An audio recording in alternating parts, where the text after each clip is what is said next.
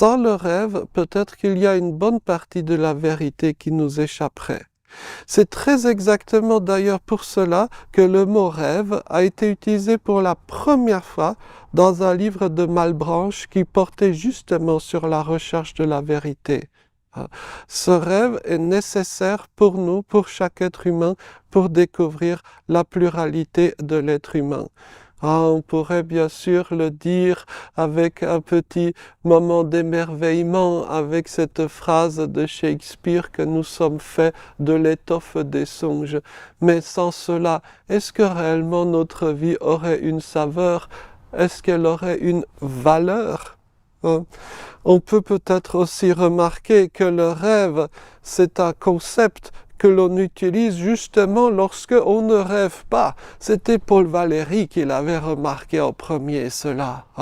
Et justement, nous autres, habitants de l'extrême Occident, nous rêvons fort peu. Le rêve est fort peu présent dans nos vies. Nous en sommes gravement privés. Et ma crainte, c'est qu'en ne rêvant pas, en rêvant peu, nous soyons privés de notre humanité, justement. Et je suis très très heureux d'être la marraine de la journée mondiale du rêve aujourd'hui. C'est vraiment quelque chose qui me porte dans mon quotidien et qui fait qu'aujourd'hui je suis une femme tellement épanouie. Alors Virginie, comment cultiver ses propres rêves et comment cultiver les rêves dans notre pays? Cultiver ses rêves, c'est un petit peu comme si vous amenez une plante. C'est vu dans votre salon. La plante, vous ne vous en occupez pas. Que se passe-t-il? Elle dépérit, elle reste un élément du décor. En revanche, si vous vous en occupez, si vous lui parlez, si vous lui prêtez de l'attention et si vous l'arrosez, elle va s'embellir et grandir. Et c'est exactement la même chose avec un rêve. Votre rêve, vous devez absolument, impérativement vous en occuper. Et pour les rêves collectifs, c'est toujours la même chose.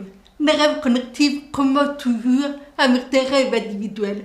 Et c'est celui qui prend le premier pas qui va lancer cette initiative du rêve collectif. Serez-vous cette personne? Everything that existed and that exists currently started off as an idea, a goal, or a dream that was desired, that was turned into a reality. And in order for our world to become the world that we know it can be, it will start from these seedlings of dreams that need to be cultivated, that need to be watered, that need to be supported. Cette idée me plaît, d'avoir ce petit arrosoir avec lequel on avancerait dans la vie. Le mien d'arrosoir, il est tout simple. C'est un stylo et un carnet. Et c'est ce qui me permet de noter mes rêves, mes projets. Et je pense que si chacun d'entre nous, on essayait de les noter tous les jours, ses rêves, ses projets, les idées futures, cela ferait peut-être du monde un endroit plus joyeux, plus créatif, plus inspirant en tout cas. Donnez des ailes à vos rêves, aussi fous ou impossibles qu'ils puissent paraître. Un rêve est comme un avion en papier, il ne s'envolera pas si vous ne lui donnez pas la poussée initiale. Ne vous arrêtez pas à la première difficulté, ni à la deuxième. Comme en voltige, l'erreur est humaine, mais c'est à travers ces erreurs que nous apprenons à voler, que nous apprenons à rêver plus grand et à atteindre des hauteurs insoupçonnées. Le ciel n'est pas la limite, il est seulement le début. Nous avons tous la capacité de rêver au-delà, de toucher les étoiles, de transformer notre propre ciel. Il va falloir visualiser son rêve, y penser régulièrement. Ensuite, il va falloir oser vivre ses rêves. Et il va falloir y passer un pas après l'autre. Ce qui est hyper important, c'est d'y aller doucement et sûrement. Si vous vous rendez compte que vous avez un rêve et que finalement vous n'avez pas le courage, que vous n'avez pas la pêche, que vous repoussez toujours, posez-vous la question de savoir est-ce que c'est vraiment le bon rêve, parce que le vrai rêve, il vous réveille avant votre réveil, il vous donne une énergie, mais de malade. Et puis une toute dernière chose, c'est n'oublions pas dans tout ça, parce qu'on fait tout ça pour quoi? On fait tout ça pour être heureux. Et parfois, on court après ses rêves et on n'a pas le temps de vivre, on n'a pas le temps de profiter, on n'a pas le temps d'être avec les gens qu'on aime tout simplement. Donc en fait, cultivons la joie et donnons à notre rêve peut-être un petit peu plus de temps si c'est nécessaire. Parce que je pense profondément que quand on a un élan qui vient du cœur, pour reprendre ce que disait Isabelle plus tôt, et que on se connecte à ce rêve, qu'on le cultive, qu'on le sent, qu'on le visualise, et puis qu'on en parle, qu'on le rend concret, qu'on se connecte avec des personnes qui partagent des rêves similaires, collectifs pour le bien de notre société, eh bien ça devient réalité.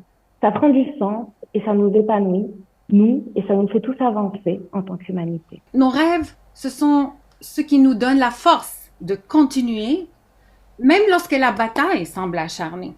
Parce que nos rêves sont comme les étoiles, en fait, dans la nuit sombre de nos luttes.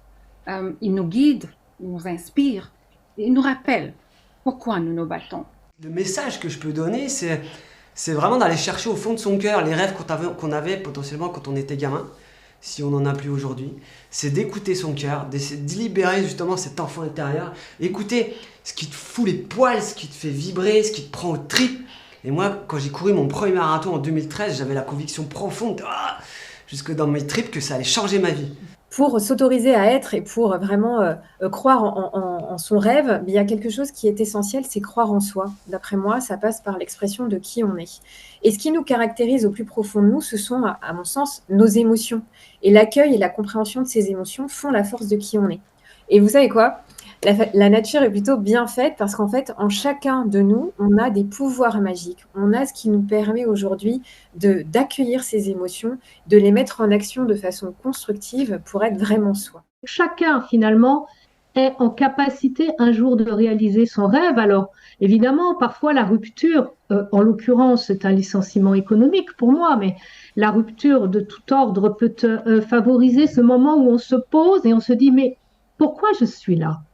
Qu'est-ce que j'ai fondamentalement envie de faire de ma vie ? On parle beaucoup de désengagement, on parle beaucoup de quête de sens, de désamour de l'entreprise. Et pour moi, aider les collaborateurs, les leaders et les dirigeants d'entreprise à se connecter à leurs rêves, voilà, est une manière en tout cas de réenchanter le travail grâce à ce que j'appelle l'innovation relationnelle. Et ce que je mets derrière l'innovation relationnelle, c'est peut-être une des clés, en tout cas pour cultiver les rêves en entreprise, c'est ce que j'appelle la métacompétence du XXIe siècle.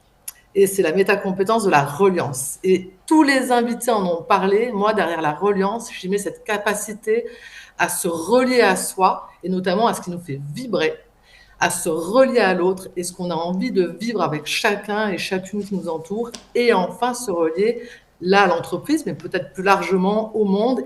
Et ça veut dire qu'est-ce que l'on veut faire, comment on veut contribuer.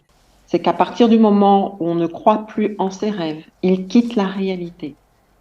Étonnamment, il n'y a pas de différence entre le rêve et la réalité, parce que la réalité est composée de la réalisation de nos rêves.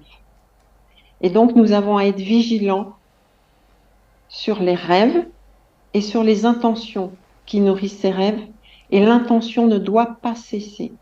Le rêve arrive à sa réalisation parce que nous ne lâchons pas le rêve. Donc, réalisons nos rêves, ne les lâchons pas, parce qu'ils constituent notre réalité. Alors, il y a trois règles dans les rêves pour faire en sorte qu'ils se réalisent. Partagez, partagez, partagez. Partagez vos rêves, parce que plus vous les partagez, plus ils deviennent réels dans votre tête. Plus vous les partagez, plus vous inspirez d'autres à réaliser les leurs. Et plus vous les partagez, plus vous pourriez rencontrer quelqu'un qui vous aide à le réaliser. Ce que je veux faire passer aussi là, dans ce message-là, c'est qu'on n'avait personne dans ce réseau-là, dans l'aviation, et qu'on a eu la chance, grâce à un réseau évidemment, d'acquérir et d'avoir les bonnes personnes. Et au fur et à mesure, on a réussi à arriver à notre but et à notre rêve. On partait d'une idée et d'un projet, d'un rêve qui était pourtant impossible. Et aujourd'hui, je l'ai réalisé. C'était un stage Air France. Mais il me reste encore un rêve à accomplir, c'est de devenir pilote de ligne chez eux. Je vous souhaite une agréable après-midi avec la Journée mondiale du rêve. Au revoir, c'était Baptiste. Baptiste, son rêve, il était en lui depuis toujours. C'est-à-dire que tout enfant, on disait Baptiste, ses maîtresses par exemple disaient Baptiste, il est quelque part là-haut, il n'est pas vraiment là, il est dans les airs. Et en fait, son rêve de devenir pilote, j'ai l'impression que c'est quelque chose qui était en lui, vraiment depuis toujours. Et donc j'interroge celles et ceux qui nous suivent aujourd'hui, est-ce que finalement, Le rêve de votre vie, vous ne le portez pas en vous depuis la naissance. Un matin, je me suis réveillée et je me suis dit, et si je meurs demain, qu'est-ce que je vais regretter de ne pas avoir fait? Et la réponse pour moi est une toile monumentale. Et monumentale, ça veut dire 24 mètres par 50 mètres, c'est-à-dire à peu près un quart de terrain de foot. Et mon objectif, c'est qu'en réalisant mon rêve, je pousse chacun à se dire, et moi, mon rêve, c'est quoi? Et moi, si je meurs demain, qu'est-ce que j'aurais voulu faire sur Terre? Je rêve qu'un jour, l'inclusion des personnes en situation de handicap ne soit pas un vain mot, mais soit une réalité, et que la différence puisse être prise en compte très facilement. Et maintenant, il paraît que c'est à mon tour de partager mes rêves. Deux rêves, un rêve personnel et un rêve collectif. Mon rêve personnel, c'est de faire en sorte que ma mission disparaisse. C'est-à-dire que je rêve que plus personne en France ne souffre d'être différent. Et donc, vous voyez, j'anime des émissions de télévision, j'anime des conférences, je fais plein de projets, j'écris des livres, etc. Mais ma mission est vraiment que ce projet disparaisse parce qu'on aura réussi à faire en sorte qu'en France, qui que nous soyons, quelle que soit notre forme de singularité, de différence, nous trouvions enfin pleinement notre place et nous arrivions à réaliser chacun et chacune notre rêve. Mon deuxième rêve, qui rejoint évidemment la journée mondiale du rêve, est de faire en sorte que cette journée soit inscrite officiellement à l'ONU. Donc Rana, est-ce que tu peux nous en dire plus? Merci beaucoup Virginie. Donc effectivement, mon rêve à moi, c'est de faire déclarer la Journée mondiale du rêve une journée officielle sur le calendrier de l'ONU afin de sensibiliser le maximum de personnes sur notre Terre à leurs rêves. Mais souvent, pour réaliser ces rêves, il faut se faire aider, donc demander de l'aide, mais aussi souvent, il faut investir en soi. Mesdames, messieurs, je suis malléable, jeune, ambitieux, capable. Je peux être sale, je peux être propre, je peux faire du jazz ou du pop, moi. Mesdames, messieurs, je vous en supplie, j'en ai pas dormi de la nuit. Vous faites rêver, vous et vos émissions, je pensais la connaître, la chanson. Mais mesdames, messieurs, emmenez-moi, je ne veux pas rentrer chez moi. J'ai rien à faire là-bas, rien à faire là-bas.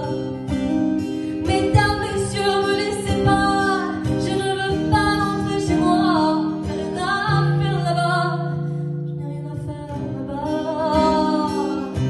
Oh,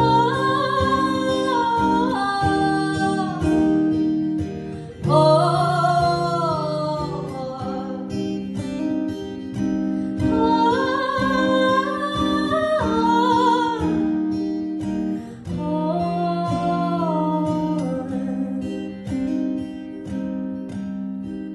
Et moi je rêve accroché à la lune. Et moi je rêve de décrocher la lune. Et moi je rêve de lumière qui s'allume. Et moi je rêve,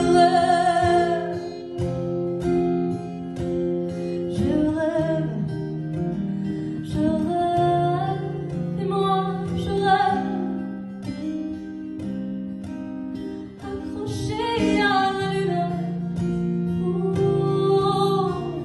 Et moi je rêve,